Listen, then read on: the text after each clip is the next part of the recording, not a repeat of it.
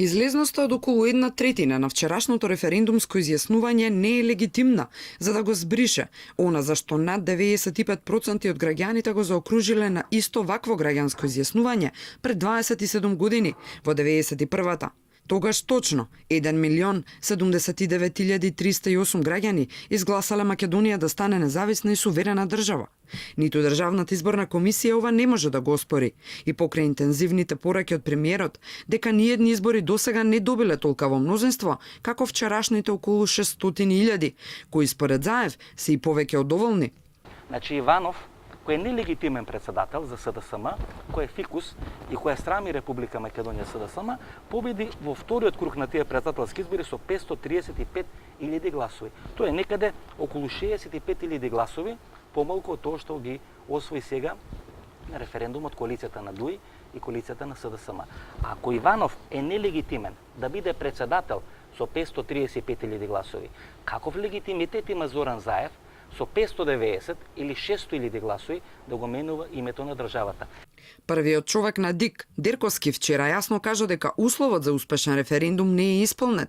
Тоа прецизно е предвидено во членот 30 од Законот за референдум, во кој стои дека референдумските одлуки се сметаат за усвоени ако за нив гласале повеќе од половината граѓани запишани во избирачкиот список. Вчера во Македонија гласаа само 1/3. Тоа за Заев е супериорно мнозинство, но индиректно ишла каница за 420.000 луѓе кои на линија на неговата партија во 2004 година гласаа за старата територијална организација.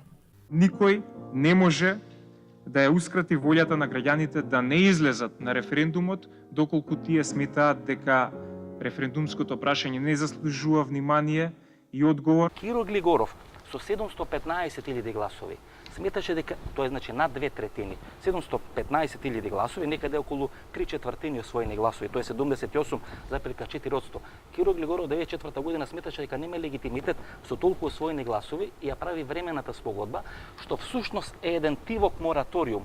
Прашањето нема тоа се решава наредни 20, 30 или 40 години, тоа е со на привремена референца по ранешна Југословенска република Македонија. Значи Глигоров нема легитимитет со некаде 20% повеќе освоени гласови од Зоран Заев, а Зоран Заев со безмалку 600.000 гласови ке менува име на држава. Со вакво референдумско фијаско, сега премиерот влегува во собраниската процедура без легитимитет, непобеднички, за да ја дотурка работата со Преспанскиот договор до крај. Име на држава и устав не може да се менува во собранието, па дури и со евентуално уценети десетина пратеници на ВМРО ДПМНЕ.